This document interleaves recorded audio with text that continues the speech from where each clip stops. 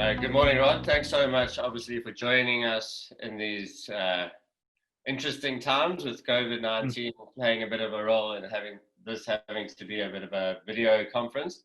I'd really appreciate you being on the call and just to really run through what's brought JCurve Solutions and the Riyo product and A1 Nursing Services together.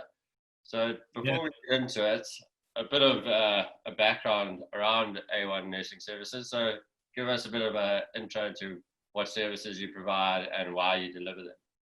Sure, yeah. By way of quick background, we're both the founding members. My partner and myself are both registered nurses, first and foremost, but we're both very experienced clinicians. So we've worked across a variety of different clinical settings.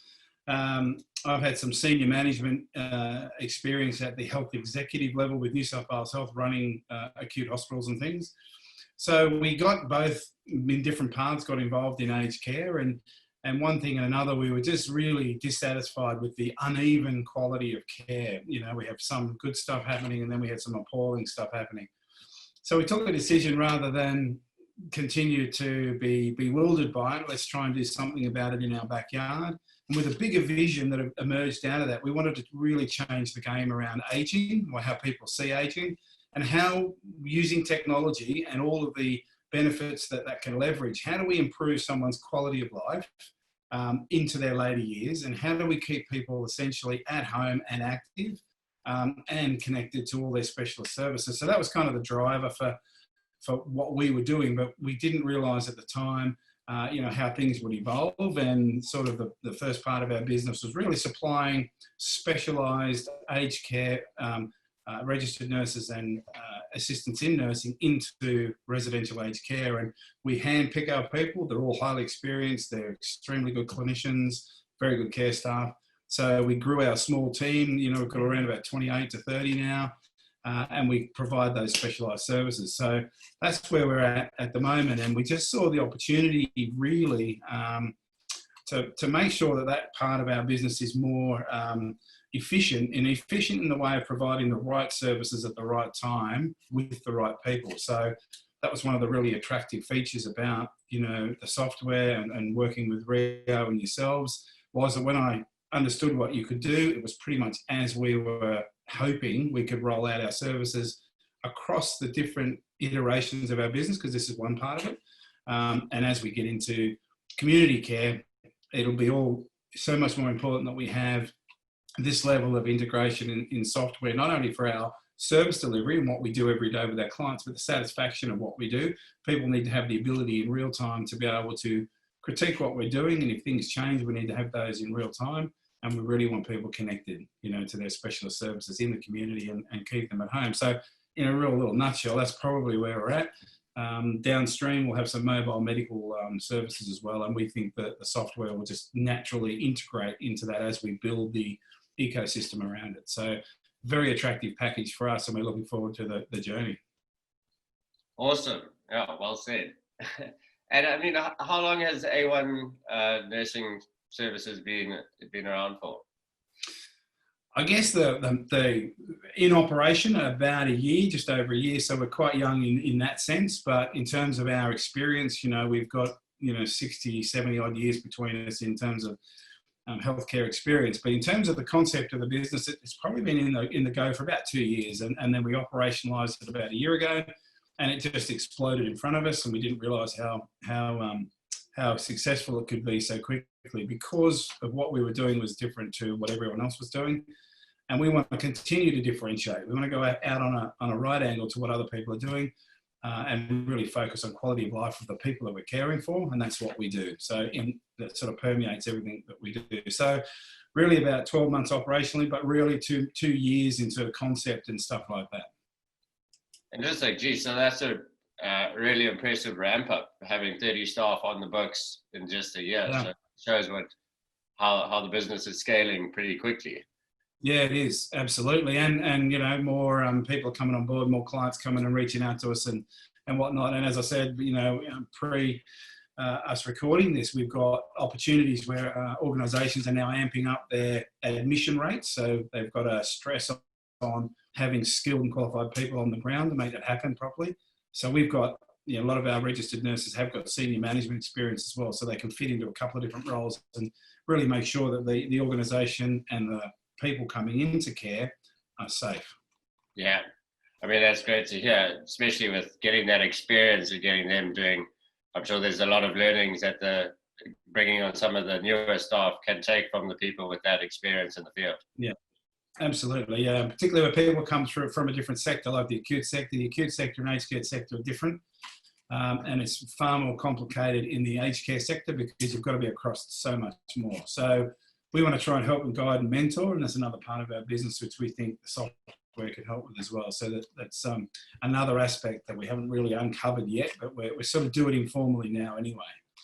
Yeah, I mean, we've got an existing customer who uses Riyo Hastings Medical Centre that obviously use your services too, and they say they really go on about what an exceptional level of service and quality services that A1 Nursing provides. How do you think you managed to get that reputation and stand out against other healthcare services? I suppose, again, it's really just about us saying that we are specialised in what we do. We don't supply people to different sectors, community, acute, all that sort of stuff. At the moment, we just focus on the aged care, and the people that we bring on are hand-picked. We don't generally take anybody. We reject far more people than we bring on. And we have to know them, and we're looking for people who obviously have got a base level of skill. They have to have their core skills, of course they do, as everyone does. But they also have to have the right attitude. So when we interview people and we find out about people, we're finding out about attitude. We're finding out about who they are and what their ethos is, and it's got to fit with us. And we have a saying in the business, it's got to make sense for us to work together. And if it doesn't make sense for us to work together because we don't think they're going to fit our values, then we won't go there. So we reject quite a few people. So the people we do have are highly valued, and unfortunately it's a byproduct of this is that they're high targets for some organisations to poach. So yeah. That's happened a fair bit too, but luckily our guys are pretty steadfast and they tell us straight away when that happens. So yeah, so that's us. And yeah, I mean, so what really prompted, would you say it was moving towards, obviously we've heard about you scaling your operations and wanting to sort of bring in that high quality of nursing staff and matching it to the right sort of customer. What sort of prompted you to go on this journey to look towards technology to help you with the business? Was it the scale? Is there anything that you sort of can highlight that really prompted this investigation? Yeah, I think there's a couple of things. Firstly, there is the scaling side of it up. When we really start to ramp up the other parts of our business, it's going to become quite a busy task. We already have a roster admin person that does all of our rostering. That's really hectic as it is. But what we wanted to really do was have the client make a booking request and with a set of parameters that enable them to get the right person and then at the right time. So we had, with our pool of people, that request could go directly to that individual staff member. They can then review the request, they can accept it, and as soon as it's accepted, we know in our system they've accepted it, the client knows that they've accepted it, they know who's coming for that shift, exactly who they are, and they're a qualified RN with all these qualifications, and then that takes that mechanical phoning people out of the question, but it gives some control to the client too, because they've got some control over what they're asking for. And for us, it's good because we know then who. And if we don't consistently have that person they're asking for, then it's good for us because we go and get that person, So it's a bit of a two-way street there, but I think it's more control for the client who's requesting the services, but it's also for us too, so that when we ramp up even further, we've got this system in place that helps us place the right people at the right time with the right client. So that was a big feature of it. Yeah. I mean, yeah, we're seeing that a lot with firstly taking a bit of that admin burden off the staff and letting technology do what it does best, and sort of shifting the focus of where you're getting the human intervention and focusing that on really the patient side. So contacting the patient, making sure that they're all right, making sure that the service went, and letting technology handle all the stuff in the background. that doesn't really Yeah. need to be a manual process with human. Yeah, no, I agree. And it helps us maximize what they call at the bedside care. So the care that matters and the care that makes a difference, we can focus more on that than, chasing people running around. And, we say chasing ghosts, you know what I mean? Sometimes you're chasing people and you never see them, So if they're the people that aren't, going to be showing, and they won't be on our system at all. So the people helps us, helps us make a pool of people who are ready to go, fitting a certain criteria that the client requires. And it's going to be really important in home care too, because it's about choice, So if somebody does go and provide some care to somebody and they don't rate that care very highly and they say to us, I don't want that person back here, I didn't really like them, we can instantly respond to that there and then, rather than a week later after that person's been there a few times. So it's really about responsiveness. It's about transparency as well, about what we're doing and the quality of the care that we're delivering in almost real time. And that's really important to us. Interesting. And I mean, in times like these, how have you found that? I mean, I've certainly found it pretty interesting seeing a shift in the mindset in the medical industry from being quite traditional and very reactive in the way that they approach healthcare to looking at how can we actually learn from an unprecedented sort of health crisis like COVID-19 and change the way we do things, become more progressive and proactive, if anything, and not wait for people to get sick and come into our medical facilities. How would you say this whole pandemic has changed the game for the healthcare industry? Yeah, I think to a large degree, the genie's out of the bottle now, and we've seen what we can do remotely with the right skilled staff, and how we can still have GPs, specialists, and your allied health professionals, physios, all that still be involved, albeit at the right time when it's required, but remotely if required as well. And I think we've now seen with the technology's been there. A lot of it has been there for a while, and we've just been reluctant to use it because we still, go on with a face-to-face sort of, transactional, sort of encounter. Now it can be something that can be driven by the client. I think the person that's, has this technology at their fingertips, they can be self-monitoring. In-reach services can come in and can help with all of that stuff.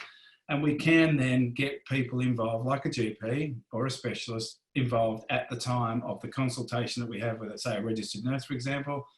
They can be involved virtually via video as well. So it can be a doctor's appointment plus, a treatment plan update, and it could be a whole load of things. So I think the genie's really out of the bottle. I don't think they're going to wind it back too far. I know there are some GPs around that say that this will be short-lived and they'll go back to what they do. I don't think so. I think this is really now everyone is seeing the opportunity that people have to be in control of their own health far more than they ever have been.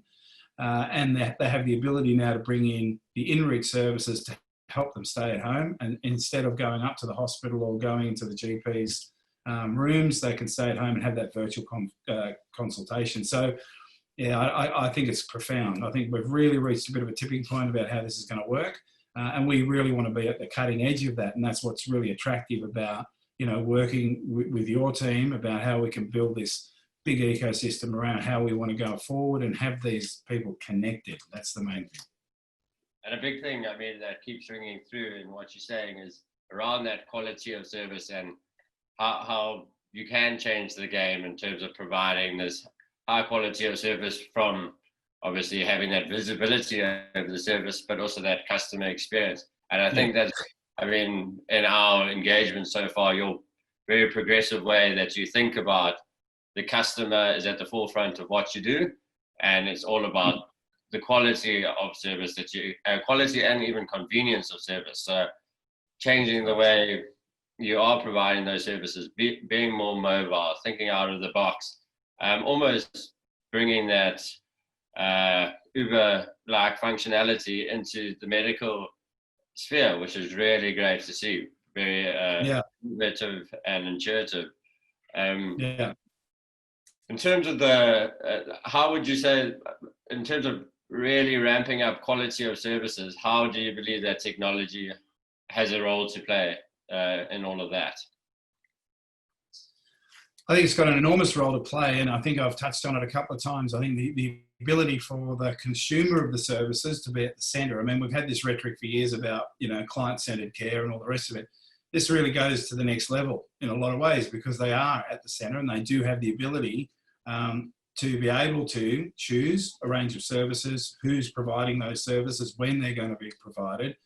But more importantly, it's about how that service made them feel. Now, if there's somebody that is providing a routine service and they don't feel like they're connected with the person, or it wasn't satisfactory, they didn't get the right answers, or they don't feel comfortable, or whatever it was, they can, through using software like this, they can actually then let us know about that straight away, why it was, and choose somebody different.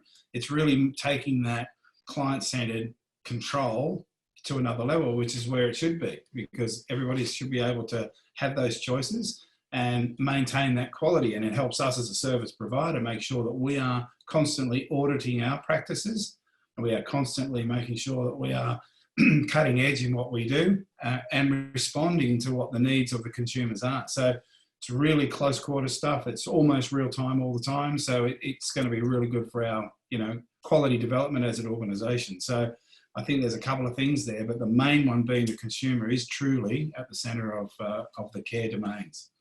Yeah, exactly. I mean, what did Bill Gates said? Your worst feedback from a customer is probably the most important customer that you can have. Obviously, it's the learnings you take from that customer that really helps your business improve. Yeah, and we agree with that. I think that's the way it's got to go, and you've got to stand on the quality of your service. Healthcare for a long time has been, a one size, dish it up, here it is, this is what we're going to do.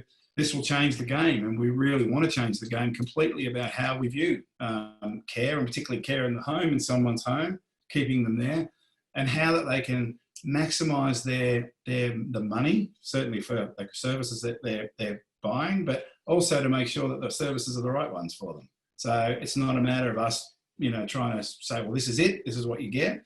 No, now the consumer can really start to say, well, no, I don't really want that. I really would like this, this, and this. And as a service provider, it's up to us to respond to that. So I think that's a really important change. Yeah.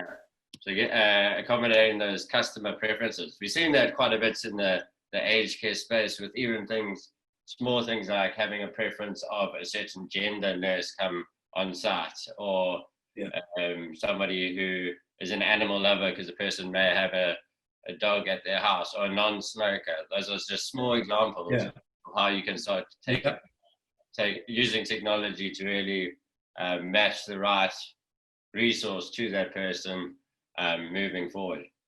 Yeah, absolutely. And they've got every right to have that, choice. I mean, it's them, it's their health, it's their life, it's their outlook on life, it's their future. So why wouldn't you have that ability? And they haven't had it up till now, and I think the game will change. So that question about post-COVID-19, I think the genie is well and truly out of the bottle, and I suspect the Commonwealth may try and reel some of this back, but I just don't think they can too far, because I think people at home now realise that they can get this stuff at home. Yeah, exactly. And I mean, if we look at, obviously you did a fair bit of looking at other technology solutions. You're trying to, from our conversations, address some of because of the scale, the admin burden, and having to do everything manually, and looking at Excel spreadsheets and writing that to different payroll systems and having your different CRM systems. Tell me about how how you see Riyo sort of leading from the front there and being that service module that, I mean, if you look at it, ultimately you're a service business. So you got to lead with the service side of the business, with the customer experience. And if you can nail that, then, I mean, what does a great customer experience evolve to? It really evolves to having an outcome of a loyal customer, as well as referring more business to you by telling them about their great experience. And I mean, I think that's really been really impressive to see in your thinking so far. So take me through that whole, how you're looking to take away from, well, we've touched on it a bit, but looking to remove those manual tasks, dealing with a number of different Excel spreadsheets, trying to coordinate things using paper-based forms, to moving to this digital transformation solution. Well, I think right from the get-go, when we engaged with you, we were looking for all those things I described before, and and one thing that was impressive, from our viewpoint, was how responsive you and your team were to what we were saying, and we sort of took that to be, well, this is not a one-size-fits-all. These guys are really keen to develop something that's going to suit us and the way that we work and the workflows that we have at the moment. So that was the first thing. I was really impressed with that, and that's continued today, and that's why we're engaged, because we believe we can build a significant ecosystem around our business based on the platforms that we develop, and that's going to be everything that I described before. They're the outcomes that we'll have. But I think we wanted to automate the front end of the business. Really, about the whole reason for that was we want to create that choice environment for the client, whether that be an aged care facility provider, whether that be an individual at home with a package, whether that be an NDIS client, doesn't matter, whoever it is. But we wanted to make sure that there was the ability to create that choice option environment where people can go in there with confidence and say, well, this is what I need. I want all these things, and we set up those parameters behind the scenes in the algorithms and whatnot. We can allocate that right person they're looking for at the right time, for them. And we've got the option then for having that feedback about the service that we've delivered. Could be the service when it's in mid-delivery. It doesn't really matter if it's being, delivered and they're fantastic, they love it, they're going, look, this is great, fantastic. Or, no, it's not, then we have to respond to that. We wanted that really acute environment where we can continually develop our quality journey and make sure that we have, a really well-honed team of people that are responsive to what the client's really looking for. And to begin that journey, it's really, at the moment, we're looking at the aged care sector and the clients that we have in the residential space, and we want to make sure that they can make a booking, we can respond to that booking with the right person, but we're not doing the mechanical work with that. We're creating that upfront, choice, if you like, and they've got some control over that. The other thing about it is they know who's coming, so quite often when you're allocating staff, you're allocating at the last second, you're running around trying to chase people on the phone, do all that. It's incredibly time consuming. Only sometimes to find that you've been chasing a ghost the whole time because, people you've been looking for aren't interested. So at least this way we create a pool of people who are ready to go in these areas, and as soon as they get notified through the software, they can respond, and the client knows exactly who's going to be turning up at that time. So that's really important for us as well. Yeah, I think that the real-time functionality you talk to there, even the artificial intelligence built into the system. So if you're starting to get bad feedback from the customer, why is this nurse 15 minutes late? It's a wound care. That's right. Yeah. Obviously want to try to keep on time as possible. Then you can look that artificial you that there's been a negative comment, the customer, and straight away you're on to nip it in the bud, communicate with the customer before it actually becomes an issue at all, which is really great. Right. Yeah, and I agree. And it's all about the customer satisfaction, but there is a double edge for us as well, because we want to make sure that the people that we have providing the service are doing it safely. Now, if there's an issue about someone's got they shouldn't have done that, or whatever it is, we need to nip that really quickly in the bud, because it could be a safety issue and it could result in personal injury. So we've really got to have that real responsive. And we encourage all our clients to really let us know straight away through the software, straight away, if there is anything they're concerned about. Yeah, exactly. And I mean, I think it extends a bit further than just the obviously the customers at the forefront, and that's what the outcome we're trying to achieve is give them the best possible experience. But in order to deliver that best possible experience, I think just as crucial is the user experience for the nurses, making sure they have access to all their bookings as easy as possible on their phone. They can complete any forms, a COVID checklist form, or any sort of checklist that they need to do for the service that they're delivering in real time, update that. You're cutting out the paper in that whole process. And they've been giving them the ability sort of to communicate with the customer, take photos of a happy customer with them. It really drives that whole taking pride in the work that they're doing and having that transparency that they're going to be rewarded if they continuously work hard and deliver a good service and get good feedback. then they'll probably, like in a Uber sense, be preferred and taking more job opportunities on. Absolutely, yeah. And look, historically, when the door's shut, you don't necessarily know what's going on behind closed doors, and this gives the client the ability to say, well, look, it was fantastic, or no, I don't really like that person, you know, rah, rah, rah. And that feedback goes back to that person who provided the care. We can then sit down with them and say, okay, you know, we can improve that situation, or we can audit the situation, or do whatever we have to do, but in real sort of time, close by, and it's not in weeks or months after the event, and we find out about it, you know. So for us, it's really, really important that that staff member has access to all of those tools. And this is what is exciting about the software and the ecosystem around it is, as you mentioned, all of the forms, assessments, all the tools that the clinicians will need will be on the platform. They'll be able to access them. We'll be able to dial in the GP and, you know, review things in real time, do all of that sort of stuff. But it's really important for that person who's delivering the service to understand what the client felt about the service. Yeah. And that helps them improve as well. So I think that's a really good point.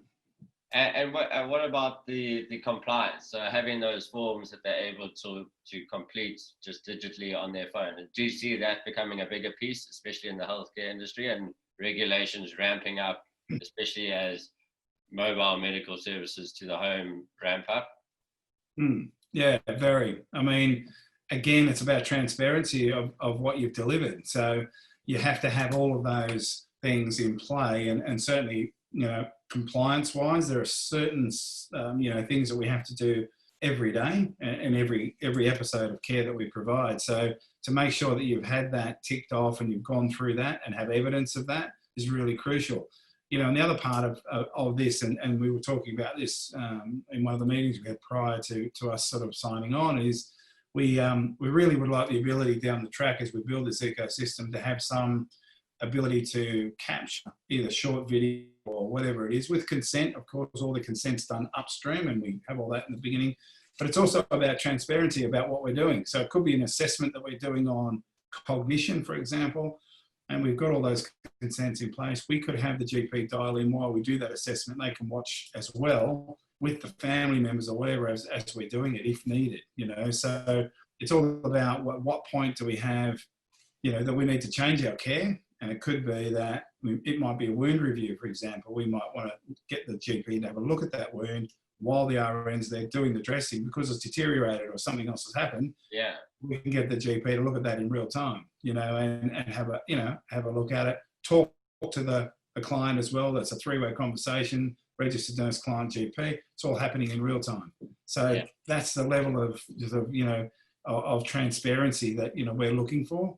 And that means that whatever we're doing is completely out there. We've documented it. We've got video, photo evidence of what we're doing, you know, and that way we can continue to move forward in terms of how we train and develop our staff and also how the client can feedback, you know, because we've got evidence of stuff that it could be a complaint that comes up that we know is maybe vexatious. Well, we've got evidence to say, well, that's not how it happened, you know. So it's a little bit of a double-edged sword there, but it's really, really important. I think that ecosystem we can develop can be pretty extensive, and I think it's going to really change the game.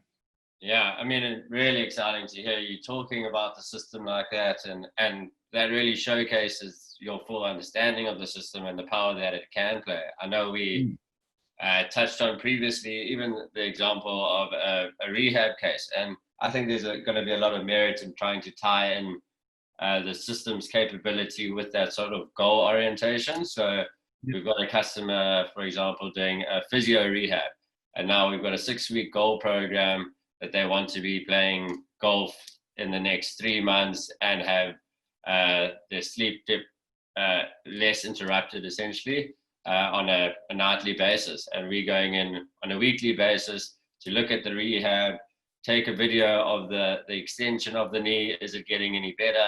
Yep. Looking at potentially making the customer walk from one side of the room to the other. How quickly can they handle that? Is there pain?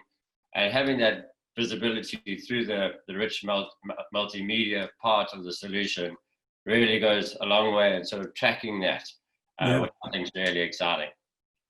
Yeah, and what I like about it too, just to add to that a little bit, is this ecosystem that we build around this with everything in it, all the assessments and all those, multimedia, tools that we have, the ability then to have approved people that are in the care cycle of that client have the same information.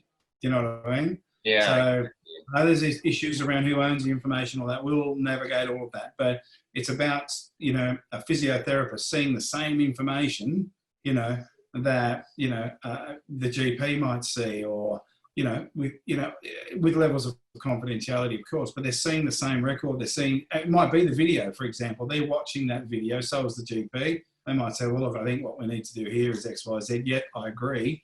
We change the care plan, and when we make the amendment, it could be that it could lead to a home modification, for example.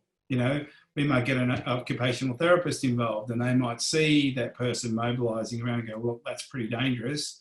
We might need to modify the house and put rails over there. But everyone's seeing the same thing is really important. So we're not really redoing. One of the biggest issues in healthcare is duplication. There's duplication everywhere. Well, we're trying to cut that down because we just want the one assessment that can be viewed by different specialists and make a common plan. And then, and again, the client's in the middle of that, and they know that they're talking to all these people, and they don't have to recant their story over and over again. It's been done, So it's more about the focused time, providing care and improving quality of life. That's where all the time and effort's going into. We want to minimise the time and effort going into duplication of ridiculous records that we have to go through all the time. So that's a real end goal that we have as well. Very interesting. And obviously you touched on this ecosystem, and this is what obviously makes me and yourself very exciting, because we see the potential in growing this out, not only having the nurses, but looking at having the GPs, looking at having the physios, looking at having mobile services. Give me a bit more of where you see this ecosystem building.